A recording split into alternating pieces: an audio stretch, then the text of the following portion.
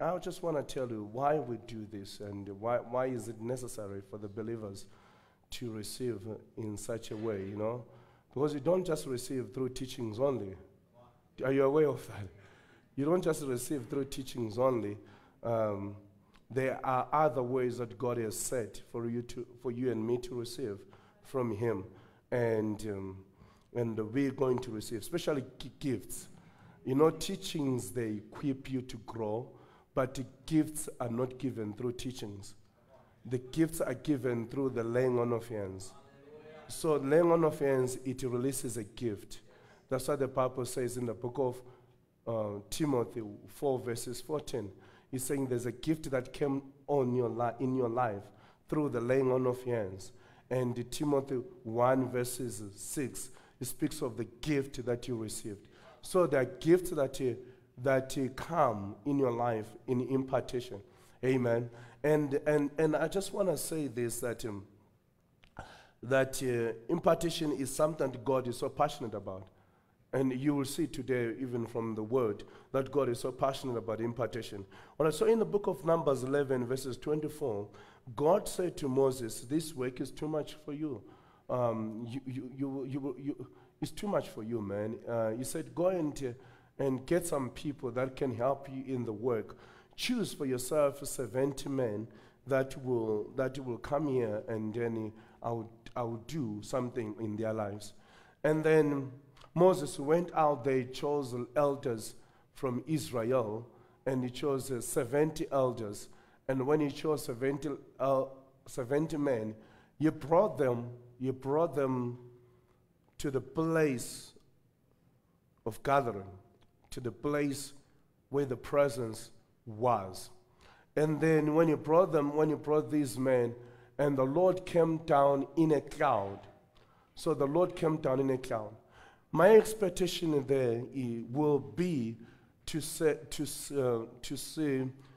the Lord just walking down in a cloud and filling all of them one by one. But God, look at this, He walked down in a cloud and spoke unto him, Moses, and took off the spirit that was upon him. So God walked in a cloud and took the spirit that was upon Moses, and he gave it unto the 70 elders. Okay.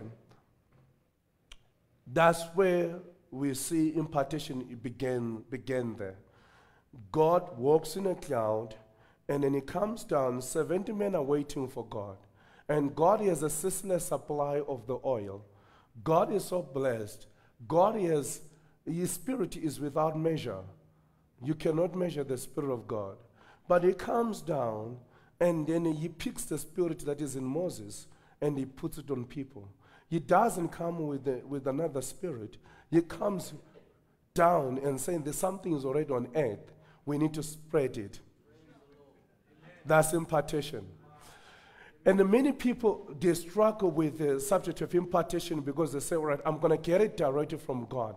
But God has this history of taking it from a man and give it to you. I'm telling you, there are many believers that have this thing that, no, I want you to lay hands on me. I will get it from God. I have a personal relationship with Jesus. I want to tell you, you might be lost by just saying that. That sounds like someone who doesn't believe in receiving, who doesn't believe in receiving from other people. So this is how impartation works. God walks in a cloud, and 70 elders are gathered. And can I tell you something? This is not a small issue. This is a national issue, because these people represent the nation. They don't just represent a small church, a small gathering of people. These are elders, like ministers of the nation.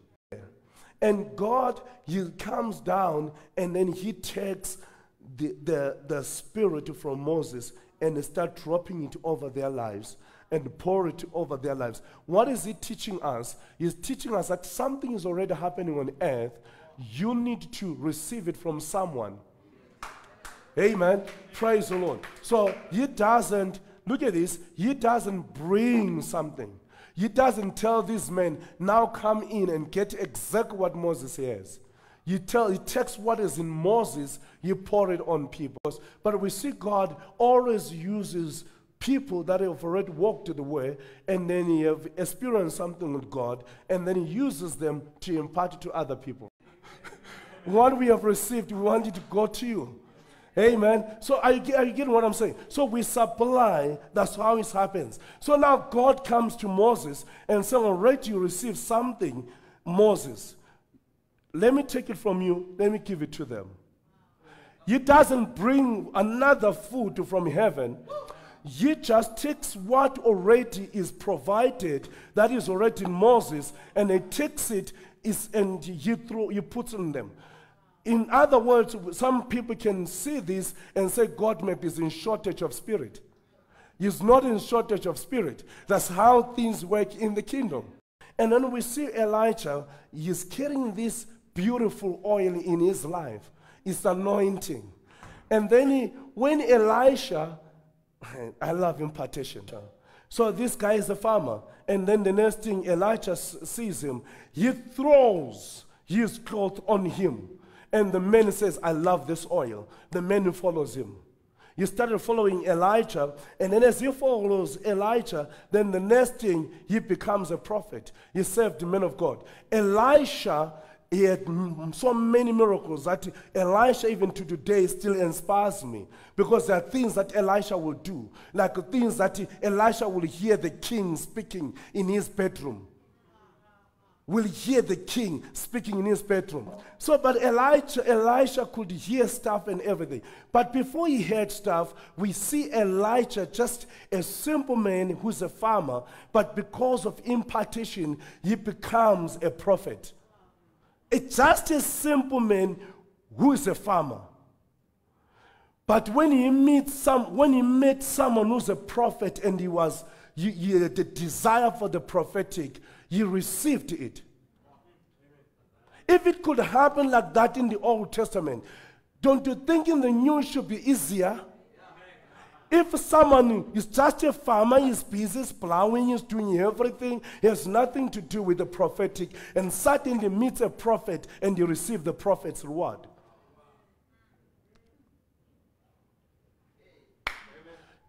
God took what was in Elisha, and what was in Elijah, put it on Elisha.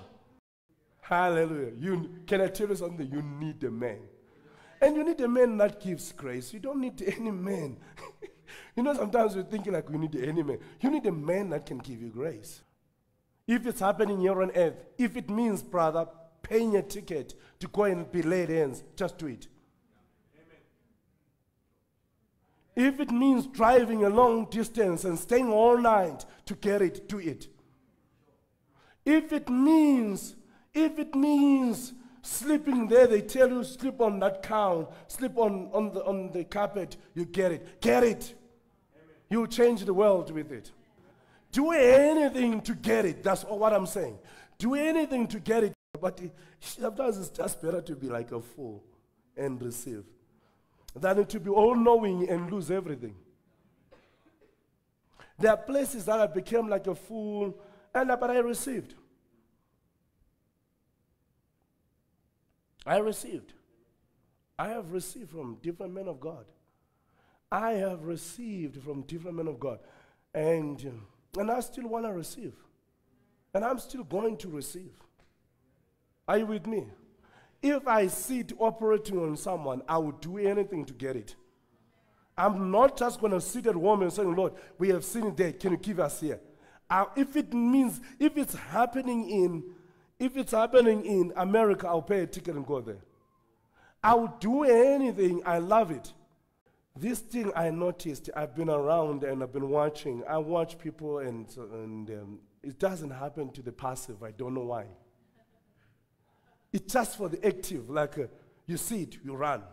You become a fool there, you run. You get it. And if it means just wiping the shoes, do it. I remember the first time when I went to see Prophet Cobus, the first time I just said, can I just touch your shoes? And then I just went like this, I just went in, and he said, let him. That was all. Put my hands in my pocket. With that dust of his shoes, I look like a fool, man. But hey, But it changed my life. I became like a fool, man. And when he gave me that jacket, I just wore it and I took pictures with it. I was like, oh Lord.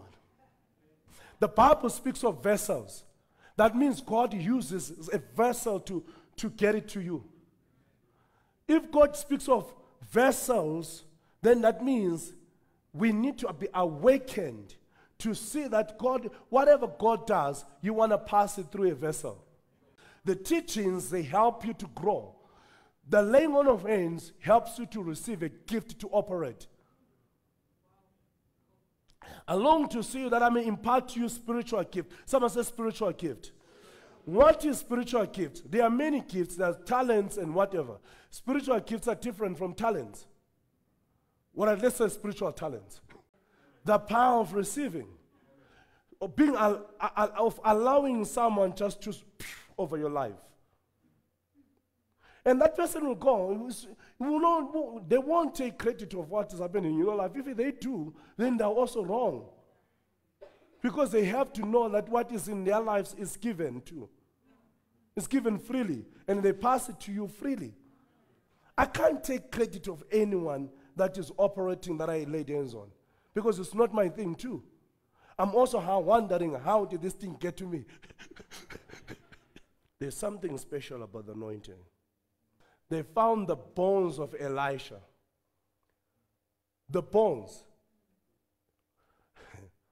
Church, now I'm teaching you the anointing. They found the bones of Elisha, and the bones rose the guy from the dead. The bones of Elisha rose the guy from the dead.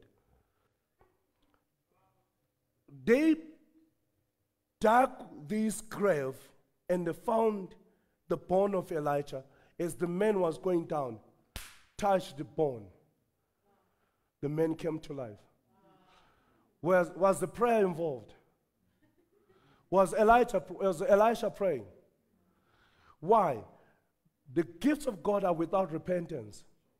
Once it sits on someone, it sits forever. If the anointing can be found in the bone of a dead man, the anointing is sitting in a bone. What makes you think the anointing is not sitting on this cloth of a man of God?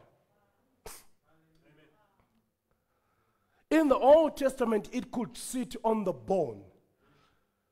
It just needed someone to reach there. Only.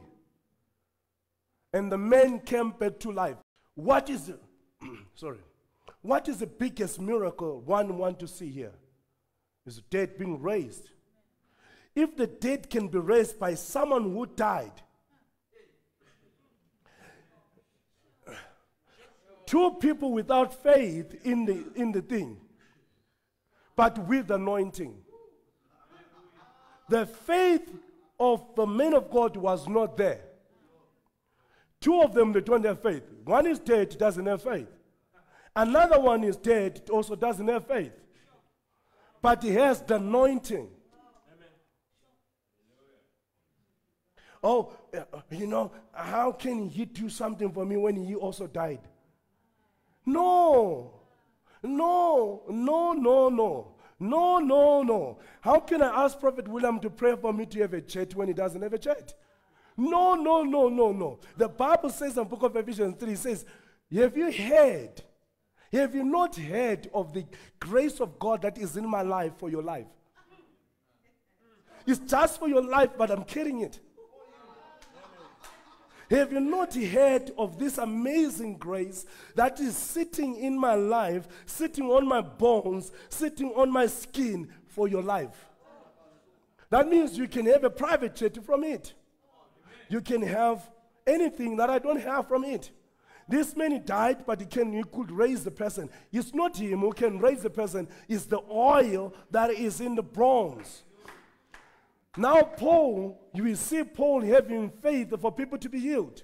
But we see Paul also, the anointing in his life healing people.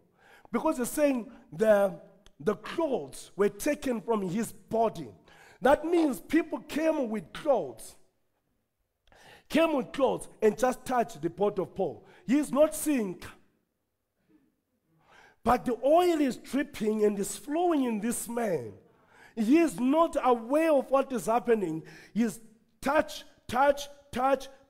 and they take the cloth. He did not send the clothes. It's people that came with the clothes. The clothes just touched the pot of Paul. They did not touch even the prayer. He did not even pray for those clothes. We pray for them these days just to aid something, but with Paul, it was just the people saying, okay, there are many people that are concentrating on Paul. Let's just take this and just... And they took it to the people, and evil spirit left the people. That's how the anointing is like. The anointing, like I'm telling you that when I saw the man, I touched his shoes. To him, like, leave him. To him, like, just touch my shoes. He can say that. But the point is, I know that there's something sitting right there that is going to allow me to travel nations.